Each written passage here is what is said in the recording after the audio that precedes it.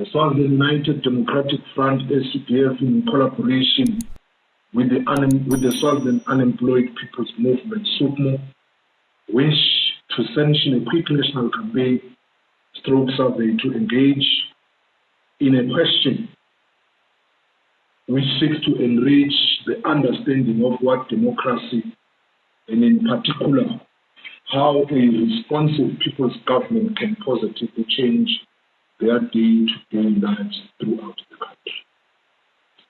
Our people need to understand and appreciate the importance of the social contract between the people and the state. Our people need to understand that they hold the power to either vote a government in or vote a government out. We have noted with concern how everybody is talking about dialogue without going to the people at the grassroots level to find out that now there is an opportunity for a meaningful dialogue, which issues need to be discussed and prioritized beyond the 5 civil society core demands. We need to get a mandate from the people who have lost their loved ones, who have been shot by Mswati's army and police, who have lost limbs and who move around with bullets in their bodies. And they are scared for their lives, some of who have been jailed, tortured, and harassed in various ways, some of which have been forced to go to exile, and many are in a very dire situation in their homes and in their communities because of the environment who have been subjected to by His Majesty's government. The objective of these campaigns are just 3 quick points. The first one is to unpack the meaning of a people's government to approximately plus minus 10 to 12,000 Swazis at grassroots level in the communities, particularly the 59 to 60 constituencies across the country. Secondly, is to unpack what is a political dialogue, and to solicit the voices of the people at grassroots level on the transition to democracy and the people's government in line with the People's Charter adopted in the People's Summit on the 6th of September in 2012 in Manzini and Bosco.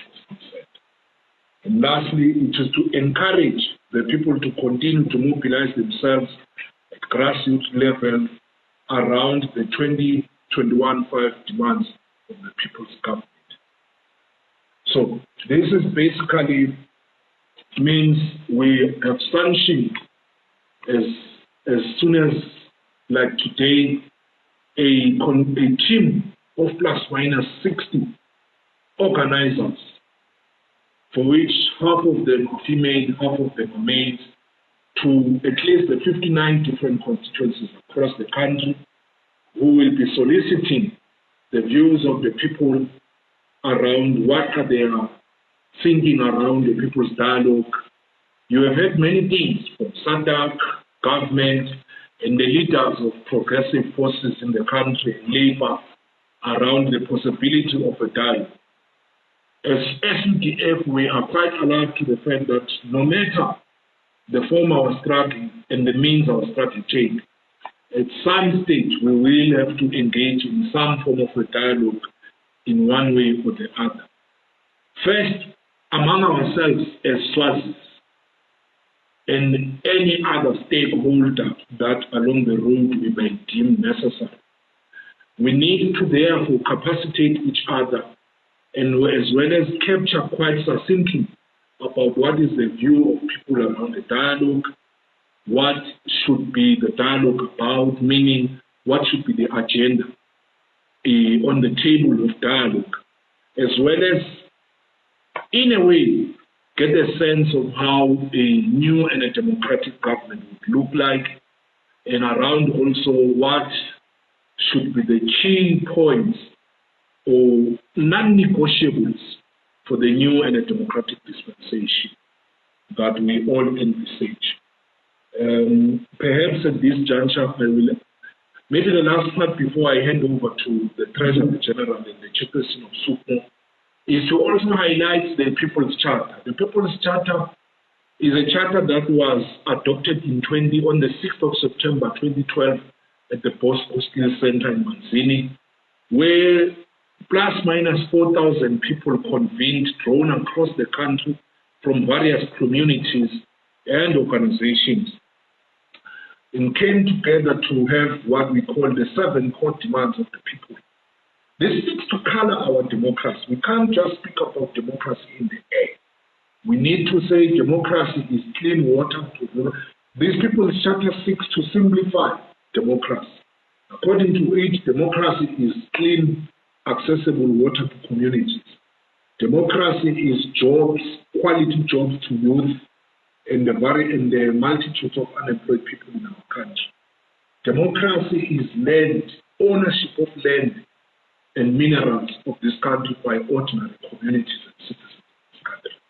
Democracy is good quality public health service as well as education to the poor and to the majority of our people. So in a nutshell, that's what the People's Charter seeks to simplify and to give meaning to democracy so that it doesn't become an academic term that only can be understood by those who are lucky to visit an inside of the class or a workshop by this one or that one. So it is in that two tier sort of we need to do a bit of educating each other so that for people to be able to take decisions, they are empowered. So with that, comrade, permit me, Chair, to perhaps ask the Chairperson of the Swaziland Unemployed People's Movement as well as the Treasurer General to add on this. Thanks. Thank you, comrade. Thank you, comrade.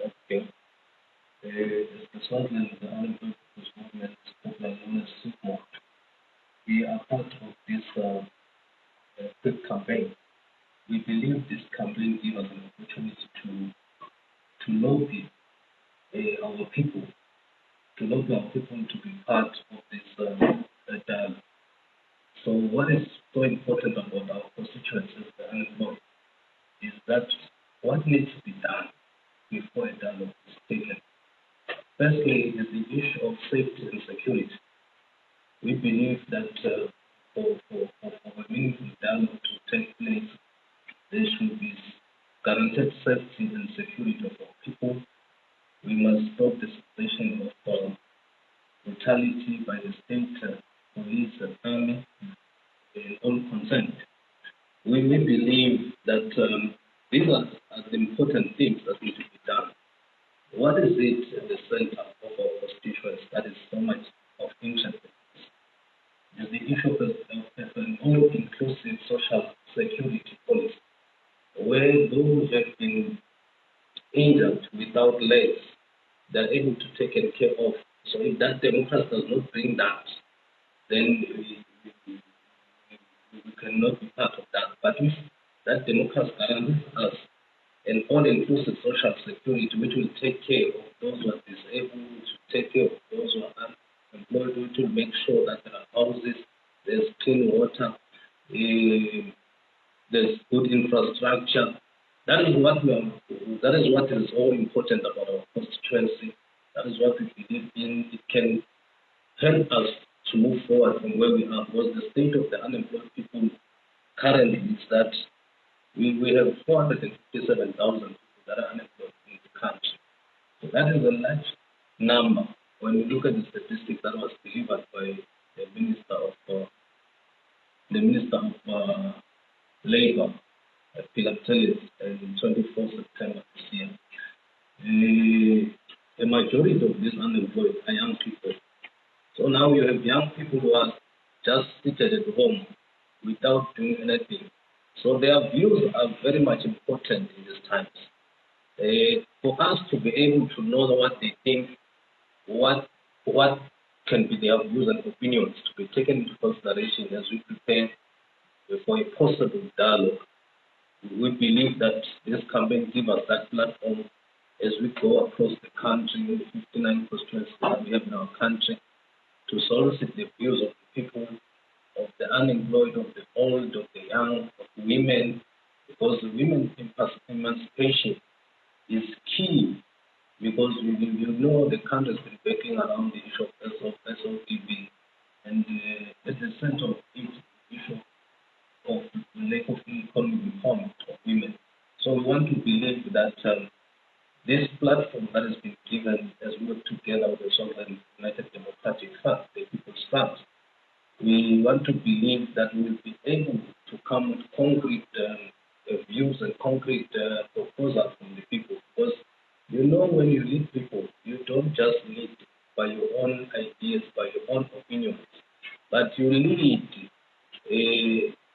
through being given ideas by the people. So most of the time we have to go back to the people to solicit views and solicit ideas. So this opportunity has given us that as we go back to seek their views, their ideas, their opinions, and what they think can form part of this all-inclusive dialogue that country and research going forward. I thank you, community. Thanks, Comrade Lucky. There are questions coming here from here. There are questions that are coming online that we want to attend. One is what about forming a government of national unity? Then the second question, this moment will not work without a government of national unity. It seems to be the same question. Where will you have this democracy? Amazing.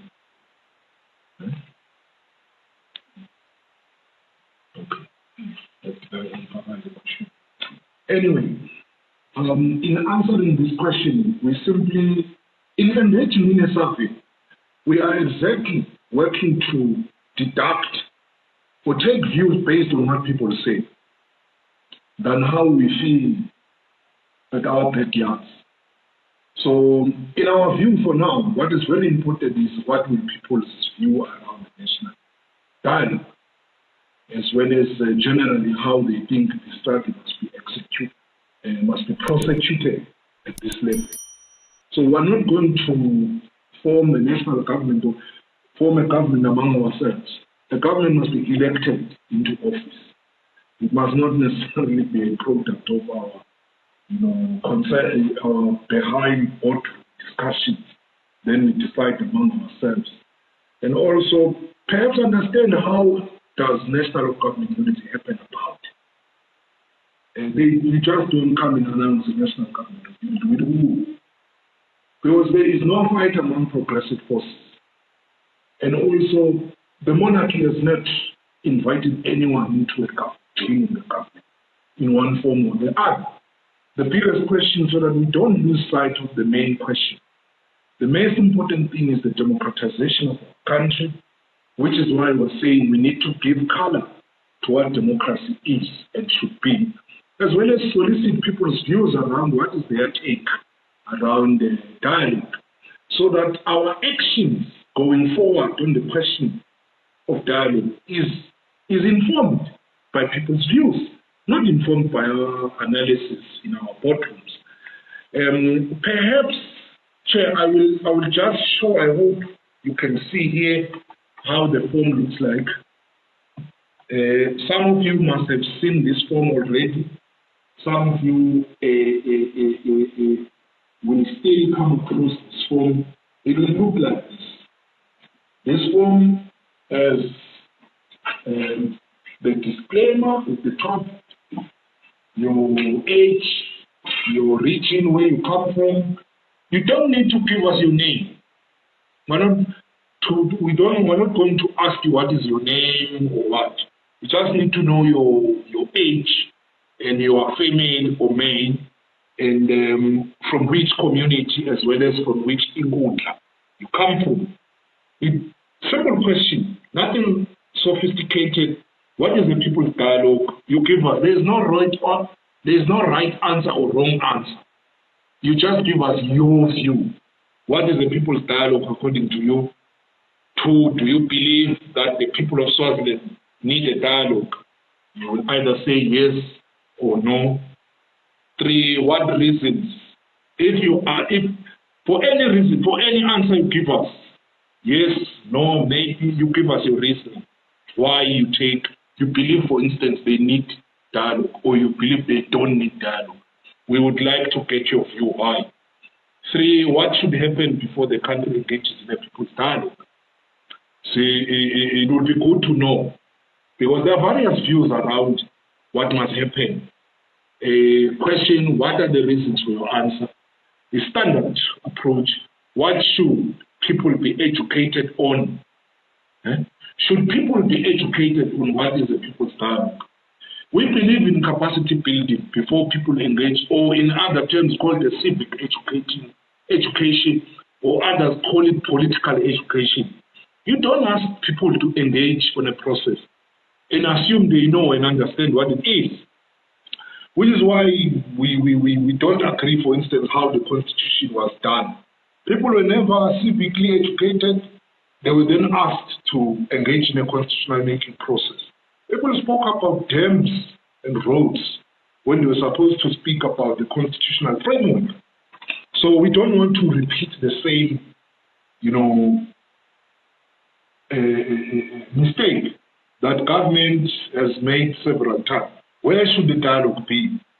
Government has already indicated that it may happen at Sibaye.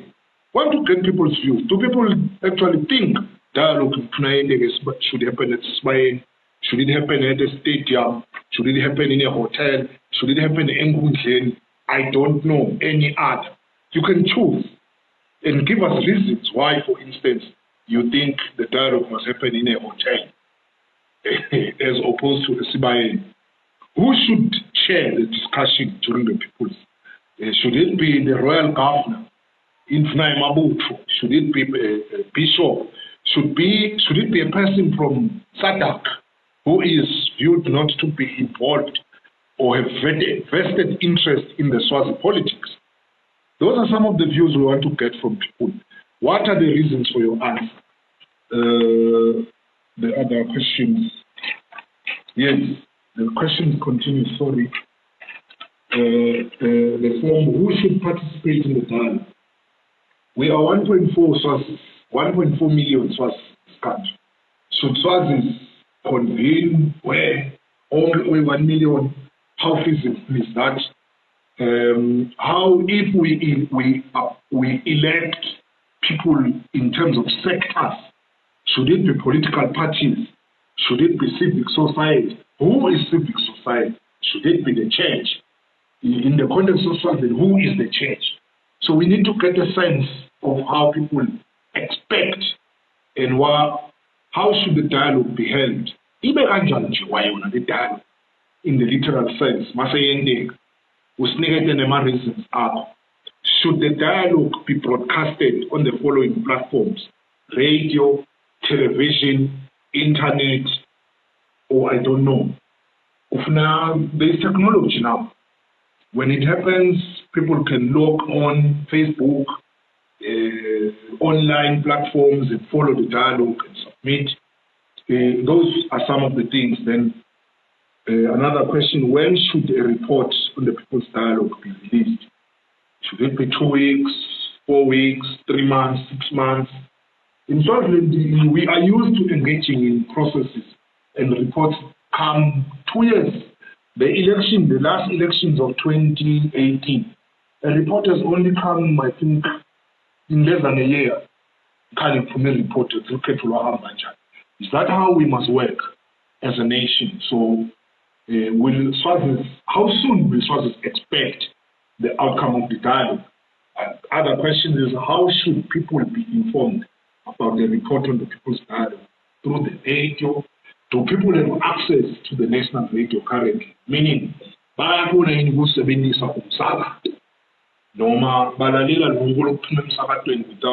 having the ability to influence. This is the system of governance that you know. let dialogue seeks to introduce or take us into a different political system. People should know, in a sense, should we continue with the system of government? What is the system of government? What is political party multi-party democracy? And there are various other systems that we actually, people may come out with. Which system of government do you prefer? Isebenzela Swati, Sengendema example. What are the reasons for your answer? Which political party do you know? There is a huge talk about allowing political parties to operate and be legally recognized. Do you know these political parties? If you know, give us a sense of which one do you know and how does it work. Which political party can you vote for if you were to be given a chance? If you think they must, we would have a sense. The survey would like to know which one you vote for and what is your reasoning behind that. Maybe the last part, Chair, is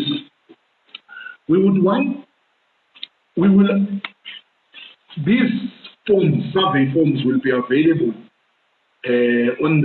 on the morning of Wednesday.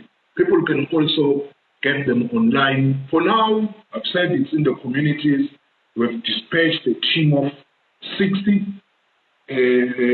ground forces to conduct the survey in a one-on-one basis where people can either fill the form themselves or if, because of being unable to read and write, they can talk, then the organizer will jot down the answers for them.